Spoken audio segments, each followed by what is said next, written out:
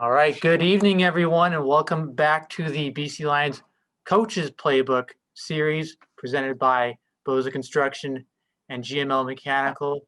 My name's Tyler. I'm going to be your host for this evening. Tonight, we have a bonus webinar for everyone as part of Grey Cup Unite. If you're back with us and you've seen our past Coaches Playbook series throughout the month of October, we want to thank you for coming back. And if this is your first one, we want to thank you for joining us tonight. So the way it's going to go, if you are new, we're going to hear from our special guest for the next 45 minutes or so and reserve the last 5 or 10 minutes for any questions that anyone watching may have.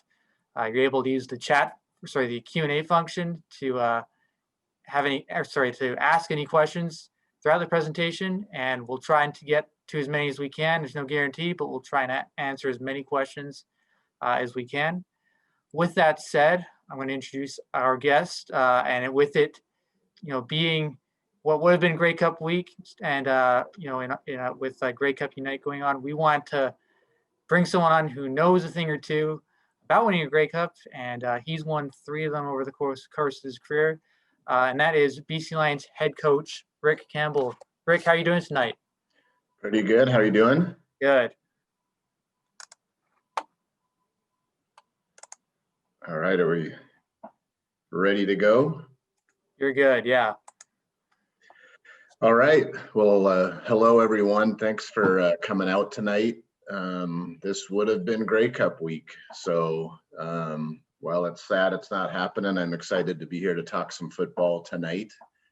I wanted to start out just by sharing a little bit about me so you can get to know me a little bit and about my football journey. So I'm originally from Spokane, Washington. Some of you might have known my dad was involved in football too, mostly in the CFL, some in the NFL. I bounced around a little bit growing up, and I ended up graduating high school in Edmonton. I went to Washington State to school, and a little bit about me. Let me think about what would be some interesting things to say. Would be I went to college in the 90s, so I'm a pretty big Pearl Jam fan, Tragically Hip, those type of things. Vancouver's fit in well for me, being originally from Spokane and spending a lot of time in Washington and Idaho and in BC. I really like getting out and hiking and being outside. I'm looking forward to possibly skiing some this weekend and do that. I was able to do the grouse grind a couple times this summer, which I about passed out both times I did it, but that's all good. Football wise, I actually, when I got out of college, I was a high school teacher and I was a baseball and high school football coach for 2 years in Spokane. So I got the high school experience. I thought that was something I might end up doing. I really enjoyed teaching. I liked the school atmosphere. I had an opportunity to go to the University of Oregon, which was an up and coming program. And it was really a good decision. I was able to be there for 3 years, work with a lot of really good coaches that became head coaches in college football that were really good mentors for me. So I got that high school experience for a couple years, the college experience for 3 years. And then I've been in the CFL ever since 1999, which is amazing to me that I've gotten this old this fast. But so I've coached every single year in the CFL in some capacity since 1999. So this was really, this year was quite different. This is the first, summer and fall I haven't spent coaching football in whatever that is, 20 something years. So quite different. I have in the CFL, I've done everything from being a position coach to being a special teams coordinator, a defensive coordinator. I also spent time working with the offense in Calgary. I wanted to try to get as much well-rounded experience as I could. And then I was able to get my first head coaching job. I was the head coach in Ottawa for 6 years. And then I'm excited to be here in Vancouver and and to keep going. So looking forward to getting the Lions back out on the field coming hopefully sometime this spring. So we'll see how that all goes. What I wanted to do tonight, the topic of tonight was building a successful program or successful team. So I know that you've heard from our position coaches, and I think this talk, and I hope I can leave it open-ended at the end where you can ask some questions. To me, this would apply whether you are the head coach and in charge of a whole football team at whatever level it is, or if you're a coordinator, a defensive coordinator, offensive coordinator, special teams, or you're a position coach. I think all of this applies because I think everybody's a leader on the football team. And when you're in charge of a group of men, whether that's a whole team or a position group or whatever that is, you can have a pretty profound effect on people. And this game really is a people business, just like most things are in life, but it's really about the people that you're dealing with. So there's the scheme part of it and the teaching of the scheme and the strategy and all that, which is all the part we love. I love it. It's extremely important. But I can make a pretty good argument that's even more important is that if you can get a group of players that are engaged and understanding what they're doing, that's where the kind of the special stuff happens, the stuff you can't. When you talk about a special football team, I think we all always remember sports teams that have that certain it factor where they kind of tough things out. They're able to win close games. They compete really hard, all those things. So there's the talent part of it, which is very important. But there's the other part of it, like I said, which is the stuff you can't always put your finger on, but you know what a good team looks like. And I think that they have some of these characteristics. So I'm going to try to share my screen now. Still learning Zoom. So Tyler, you can let me know if there's anything I'm doing wrong here.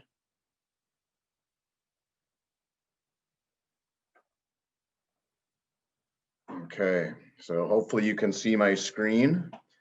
So here's my thoughts on building a successful team. So the first part is leadership, and this comes from being a coach, whatever you are. And these are the characteristics of people that have influenced me over my life and that I've found that have been effective to me. So one is being authentic. And part of that, something that always remembered with me is that substance endures and style is fleeting.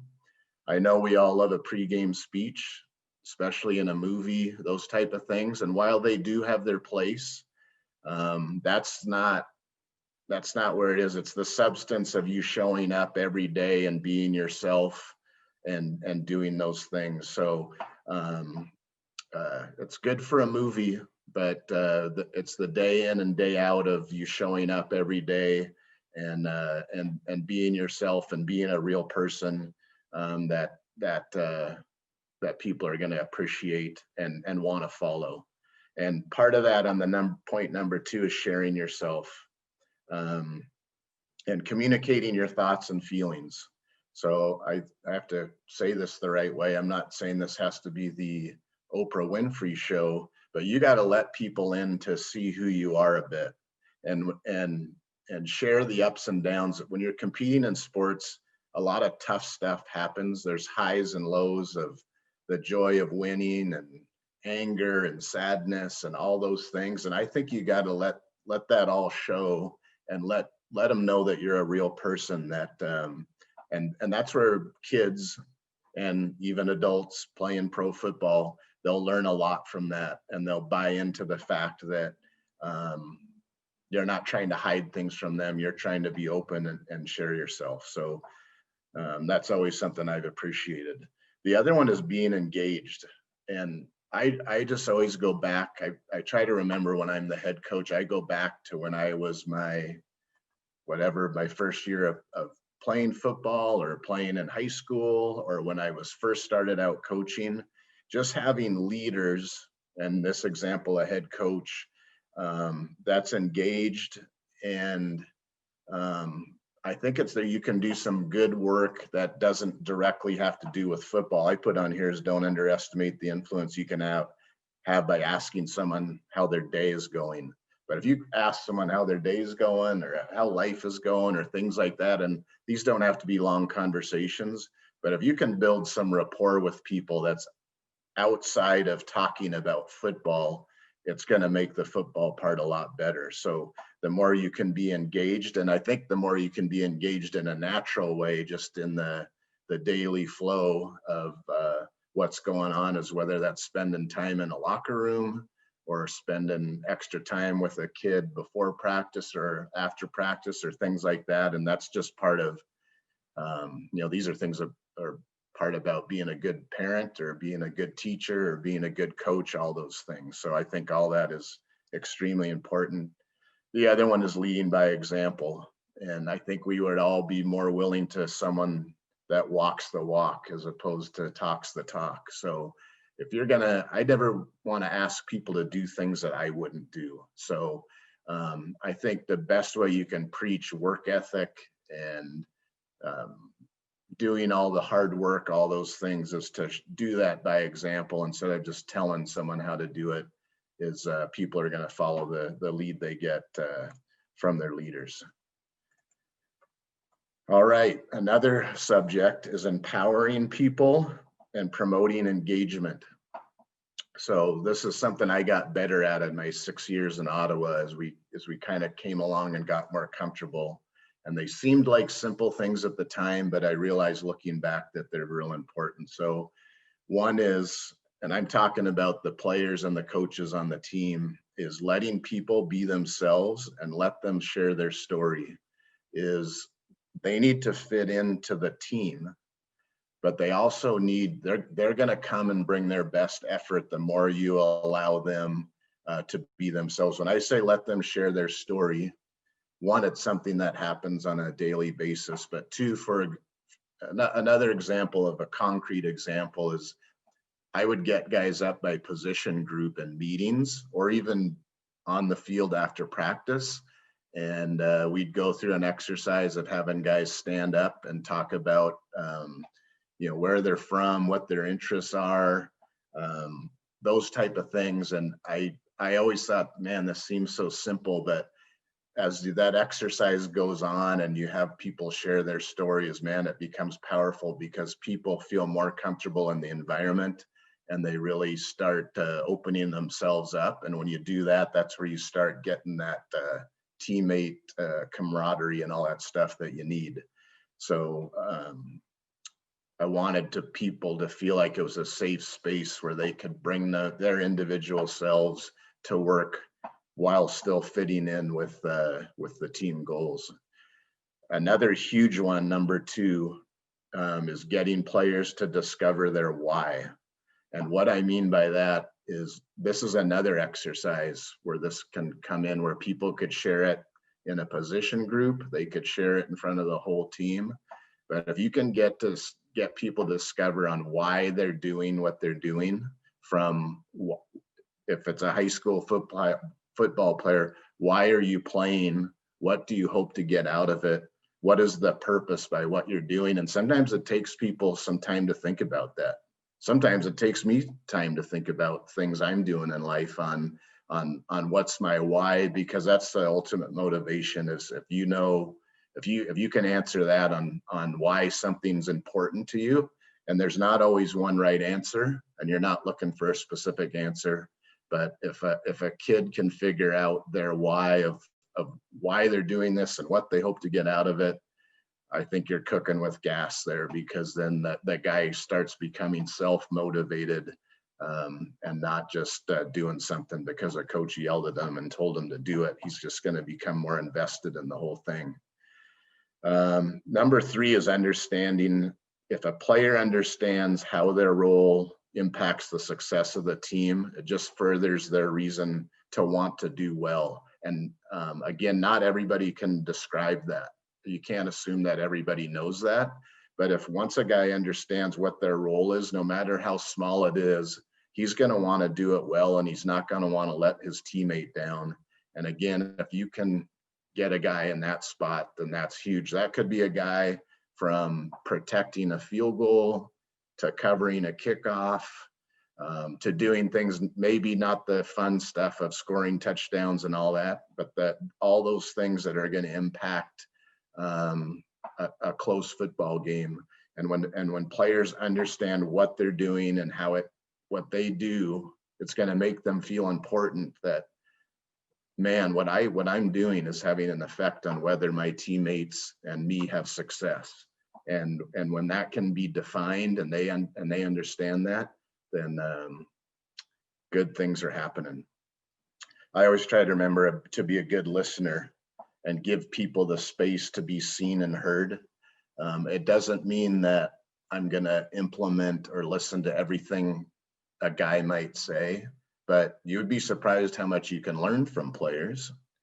And just that they have that space where they feel they can contribute in an idea or something, that's great. It doesn't mean that you're going to listen to 50 different people and be all over the map, but it just means that you're not telling a guy to shut up. You're telling a guy that he can have a space where he can talk to you. So that's a good thing.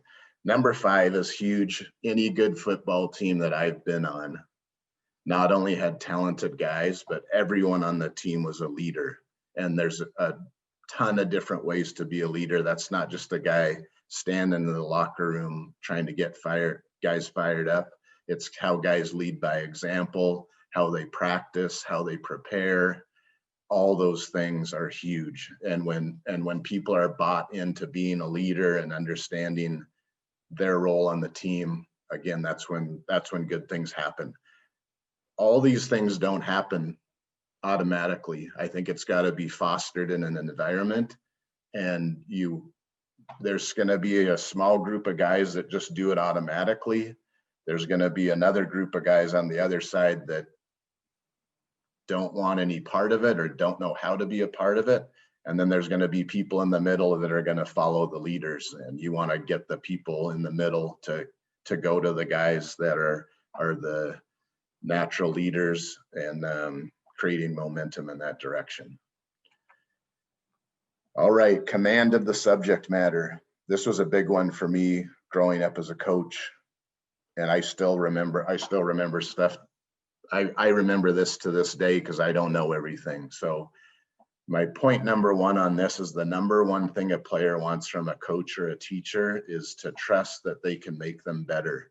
So one of the first things I learned at Oregon when I was a young coach that was nervous and I just trying to find my way, is the head coach told me is that I don't know is an acceptable answer. And I always remember that because he goes, you have to have the trust of the players. So you never want to give them false information or BS them, because people are going to see through that and you're going to lose your credibility. So I even tell our coaches to this day, if we don't have a good answer for someone on whatever the topic is, a scheme or how to do something or whatever is, we'll tell them we don't know, but we're going to go find the answer and we'll get back to you. So I guess it's not about being a Mr. Know-it-all. It's about being a guy that is willing to be honest and to give people good information.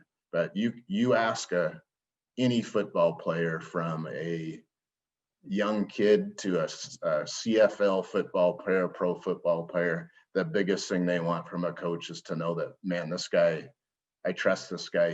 He's helping me and steering me in the right direction. Number 2 is it's a skill to know how to place people in roles they can succeed in. So every team is a dynamic structure. You're dealing with a football team.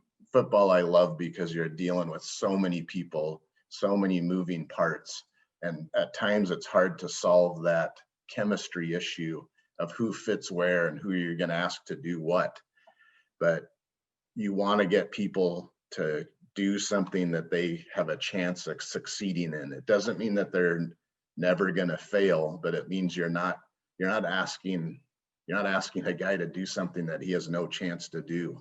So as you figure that out and figure out the pieces of the puzzle of what position to put guys in, what kind of scheme to run, it's the whole thing is that if you're trying to fit the players into your scheme I just don't think it's going to work.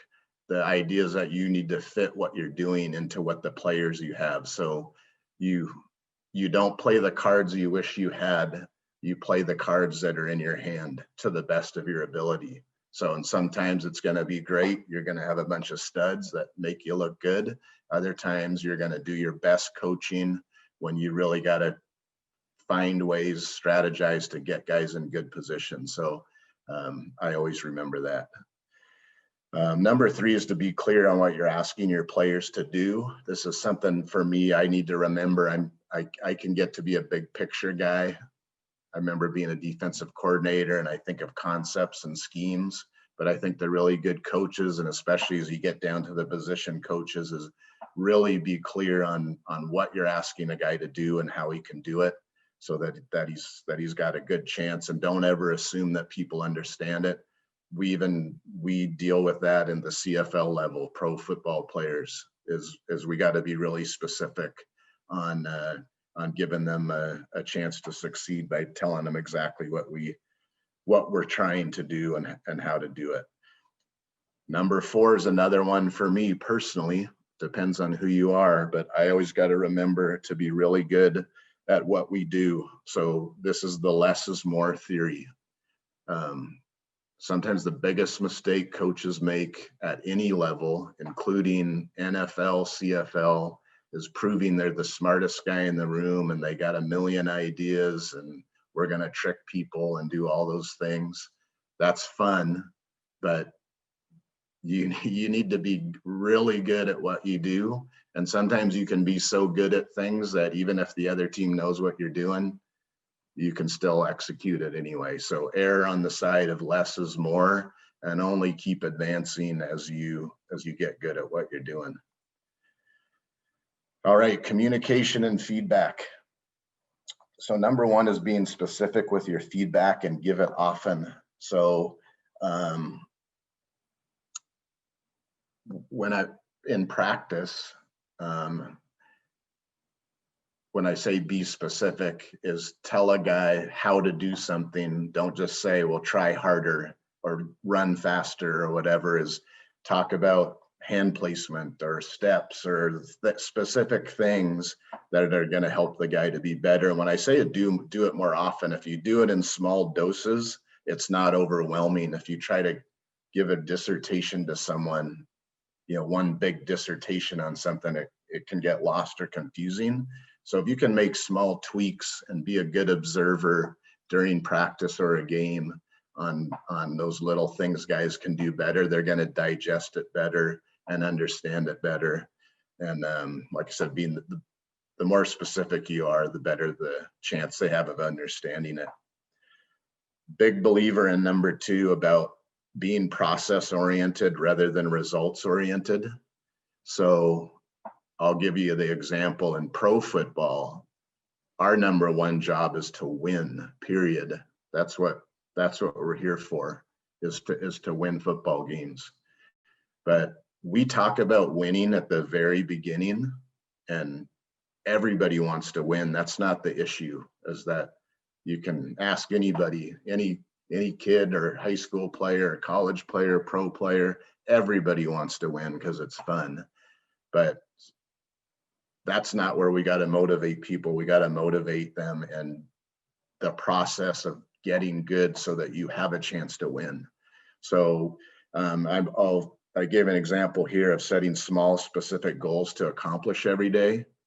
So, and I do it personally, is I'll write down, if I'm in training camp, I'll write down 3 specific things that I want to get better at. Could be a receiver, could be I want to run that out route better. I know I need to run it at 12 yards. Whenever that's called today, I'm going to make sure I run it correctly. Things like that. To have goals of being like, well, I'm just going to practice hard, or I'm going to run hard. It's not specific enough. If you get those specific goals, and I set it at 3 because I don't want to have too many, but if I have 3 every day and I keep checking those off the list, we call it knocking down the dominoes, but it's the domino effect. If you can knock down the first domino and get that chain reaction going, as an individual, things take off for you. And man, as a football team, if you can ever get a bunch of guys knocking down the dominoes each day of doing those little specific things, and I would give it to guys as a homework assignment, but I would make it engaging too, to a fact. We would do it in either a position group or maybe as the defense, but you can tell guys to, go home, write your 3 things you're going to get better at today, and then come back tomorrow. And the way we would check in with it, again, to make it a little more fun and interesting, is to get a guy up in the room and say, tell us what your 3 things you wrote down last night about what you're going to do better at practice today. And it keeps people accountable, makes it interesting, keeps people engaged, those type of things. But they're kind of a few little tricks, I would say, to keep guys on task and do that. And it becomes fun for them, because they honestly sit down and do some critical thinking about at what they're going to do better. So that's kind of a fun process to see what happens. And it really, in training camp, you can tell if you're going to be a good team or not by, like I said, if you can start knocking down those initial dominoes and get that momentum going, then man, you can get better each day. Number 3 is, I think you can do these things I'm talking about, and it makes you aware and observant, but it doesn't make you a micromanager. I'm not sure if I know of anyone that likes a micromanager that's going around telling everybody what to do all the time. So there's a way to be aware and know what's going on with the football team without being in everyone's business all the time. And I think you can do your best coaching and most specific coaching if you're having issues with guys one-on-one. So there'll be times, obviously you'll be coaching on the field, I'm not saying that, but the bigger the issue, the more impact you're going to have if you can do that one-on-one in a conversation in your office or after practice or things like that. And I think that's a way of letting people know that I got my eyes on you and I know what's going on, but you're not in their business every second of the day. So this last slide this is at any level of football, and I think it applies to any sport, is it's gotta be fun too. So as coaches and players and competitors, we tend to err on the side of intensity and drama and passion and all those things, which are totally necessary. I'm not saying they're not, but there has to be a balance of making the environment fun too. So the notes I have here, the fun and challenging thing about football is you're dealing with a large, diverse group of people. Football's a tough game that requires physical, mental, and emotional courage. The part about not wearing anxiety of a badge of honor, there's some people that go around yelling and criticizing and doing things that they think they care more, and they actually don't, and they do more damage than they do good. So there's a place for intensity.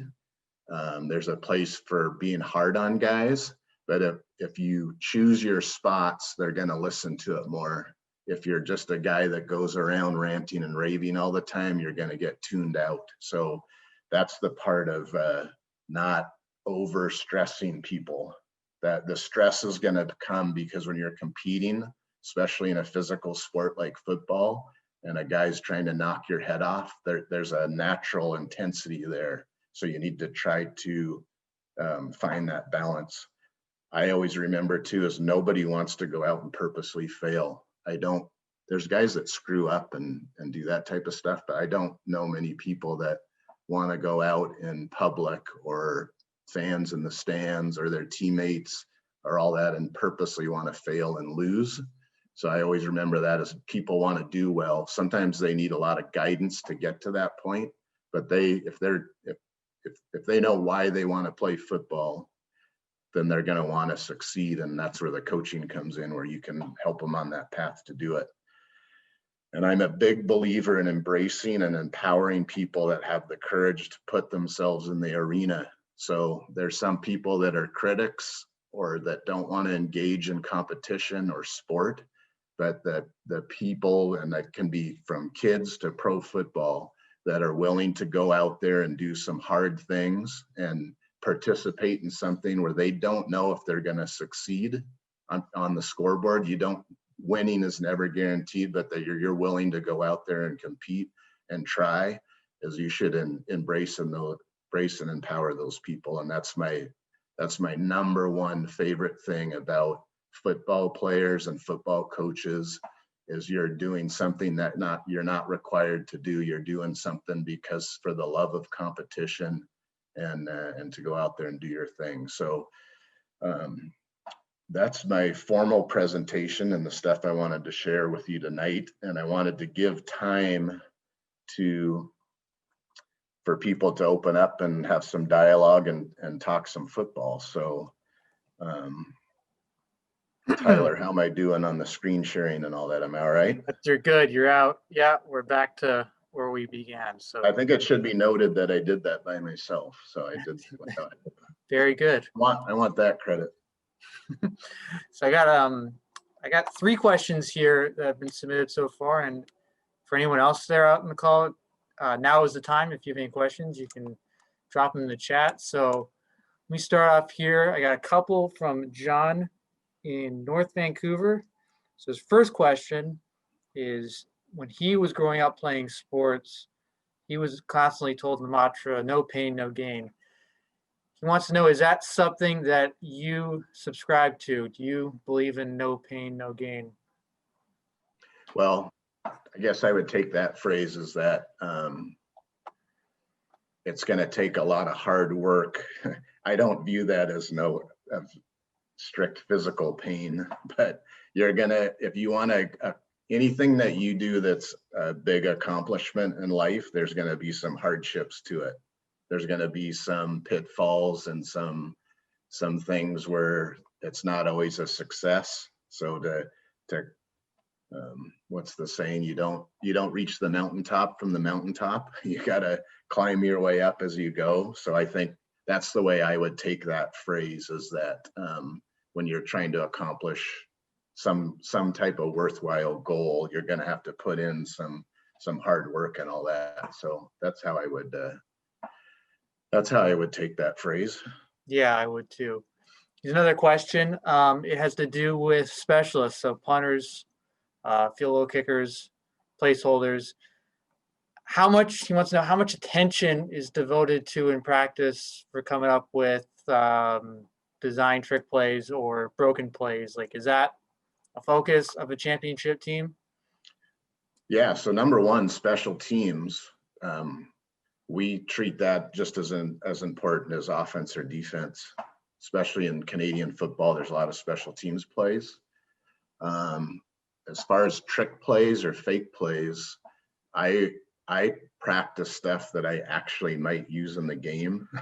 The part of the credibility thing is if you have a field goal fakes or punt fakes that you practice every week and you just never use them, after a while the players kind of roll their eyes like, what are we doing here? So it doesn't mean you have to run every trick play that you practice, but I try to remember to try to be good at special plays and design them for a reason. And I try to describe to the players ahead of time too of when we might use it in a game, so that when we actually use it, they're not surprised. They're not making the call, but they're not surprised about, if we get in this situation in 3rd and 4 and they're into the field, don't be surprised if we run this field goal fake and those type of things. So keeps them more invested in it. One other thing I'll say about special teams, as far as special skills like kickers, punters, long snappers, is there's no shame or harm in going out to get,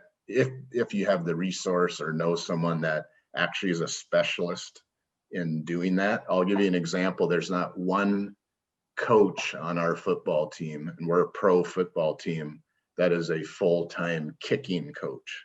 Now these guys go see people and we have them go see specialists, but I'm not again, that goes back to, I'm not going to tell a pro football kicker how to be a kicker when I'm not one myself. So, especially with the specialists, if you can, if you have the resources or the ability to get them hooked up with people, and there are people out there that can do that. Great. And then I have another question that is kind of related to the last question we just had. It's from Evan. He said he's an Ottawa Red Blacks fan. He's been a fan since day one back in 2014. And he said he always enjoyed looking forward to the one trick play that you would seemingly implement for each game. His question is, what is your philosophy around the advantage of the Canadian football's distinctive rules? Well, special teams is the number one thing that makes it more fun. So not to knock the NFL, but the NFL's in the mode of taking special teams out of the game. So if you watch an NFL game this weekend, is most of the kickoffs are just going to go out of the back of the end zone. There's very few returns, a lot of fair catches, all that stuff. So they've chose to dial down special teams. We've done the opposite in the CFL, where it's a huge part of the game. And I think it totally makes it more fun. I think most people think that if you were just to ask football people that have been around football for a long time, the CFL game is much more interesting. And when you ask the guys, I know several guys that have coached special teams in the NFL or US college or in the CFL, and man, being a special teams coach in the CFL keeps you on your toes, just because there's so much more things that can happen. And I think it's a good thing. And I hope we keep all those rules around. Yeah, I agree. There's definitely a different element on special teams in Canadian football. We don't have any other questions for us. Oh, we might just have two. Is Rick related to Hugh Campbell? I think he is, but maybe you want to I confirm am. that? Or Hugh's related to me. No. Yes, no, I am. That's my dad. That's his dad. There you go. And then from Monty, do you have a plan on having a strong running game or a heavy passing team next season? And what is your goal? Sorry, or is the goal to have strong options in both avenues? Well, that would be our number one goal, is to have strong options in both avenues. But going back to my statement about fitting what we do to the players as we form our roster and get that all together, is we're going to emphasize what we're really good at and what we do best. So the CFL definitely with 3 downs is you got to be able to throw the ball and throw it well. But we're definitely going to make an emphasis on the run game too. Great. I do have another question, and this might not be something that you might believe in, but this is from Craig, how much of a team's great chemistry can be chalked up to unexplainable magic? So do you believe in teams that get lucky at the end, or is that part of the preparation? Luck is involved, but if he's saying what I'm thinking, I'm talking the when you call it either magic or special. I think we all know teams. We've either been on teams or you know of teams that kind of have that special sauce of there's just an it factor to the team where they got that good energy, that good vibe to them, where they like whatever the saying is, when the going gets tough, the tough get going, is they kind of rise up in those special moments. And that's as in pro sports, that's really the key these days, because the talent level is really similar. So you're really looking to foster that environment where these things I'm talking about, where you get guys that are really engaged and that are really good teammates. Football's the ultimate team sport because you're dealing with 50 guys on a team. So the best players don't win, the best teams do, which is a pretty cool concept. So you obviously have to have good individual players, but the best football teams win, not the best players. So that's the fun part about it for me. And that's something I've just tried to cultivate over the years and get better at, is trying to foster that magic, or that stuff you can't always quite put a finger on. That's where the good stuff happens. Great. And I do have one more question here before we wrap up. And this would be having to do with if you were coaching high school and if you were starting a new team, how would you evaluate a new team of teenagers or football players before, putting them out and assigning them to different positions on the field? What would your first couple steps would be there? If you're starting new, I've been a part of that. That's what I did in Ottawa. So that's where it's fun, but it's challenging. But you want to get guys, like I said, you got to think about what you're trying to do, and see how guys run and catch and do all those things. And then you're going to really have to experiment and learn as you go. But you want to, you got to start placing guys in positions based on their body types and what their skill set is physically, and then kind of adapt as you go. But especially if you're starting new with a new team, you're going to really have to be someone that can evolve and adapt to the situation of learning who the players are and what they can do, and go from there. But that sounds exciting to me. If it's a new team, definitely wish you the best. It'll be interesting, and it'll be fun too. I know that.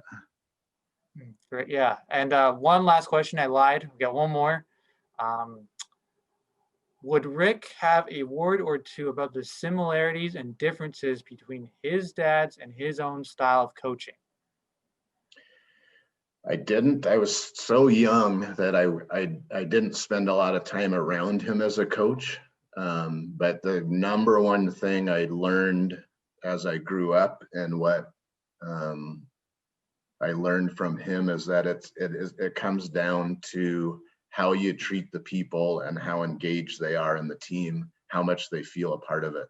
That's a common theme with everything. Like I said, to me, there's two parts of it. It's the talent level, which is obviously critically important. The guys have to be good enough to do it. But the other part is how you treat a group of people. And it's not only a football team, it could be people working at a restaurant or whatever you're doing with a group of people. I think we've all known the situation where we feel engaged and proud and want to do well for the cause. And that's not an accident when that happens. So you surround yourself with as good a people as you can find, and you treat them the best you can. And then that's where the fun stuff happens. Great. And sorry, we have one more question. I keep saying we got All one right. more. This person wants to know, I don't have a name, just as an anonymous attendee, who are some of the best the best players you've ever coached at any level? Or a few names. God, I hate singling people out. My most recent example is I got to work with Henry Burris in Ottawa as a quarterback. And the quarterbacks can have such a big influence on a football team, just because of the position they're in with the ball in their hands every time. But can be really good leaders and have a huge impact. And that's how Mike Riley is here in BC. I haven't got to work with him yet, but I know what type of guy he is. So I always appreciate the good quarterbacks. God, that's a great question. There's so many guys over the years that have been such good players. And I think the guys that I always appreciated the most were the guys that could really persevere and were resilient. I mean, I always have respect for the talented guys, but those guys that could always find a way to get it done. Those are the guys I remember. So I know I'm not giving you too many specific answers, but I gotta think about that one. But lots of good players over the years. Been lucky. That's great. Well, with that said, we're going to wrap up tonight's Coaches Playbook seminar, BC Lions Coaches Playbook seminar with head coach Rick Campbell. So again, thanks to Boza Construction and GML Mechanical for making this program happen. Without their support, this would not be possible. We'll let everyone know that on Saturday, 4:30 Pacific, on Facebook, the BC Lions virtual den page will be hosting a 2000 Grey Cup reunion. So once again, that was against Montreal in 2000. There'll be a pre-record of a few players that are on the team, and they'll share some memories. And Matt Baker will be the host. So we hope that everyone can join and tune into that at 4:30 p.m. Pacific this Saturday. Once again, for Rick, my name is Tyler. We wish you good night and take care. Stay safe. Good night, everybody. Thank you.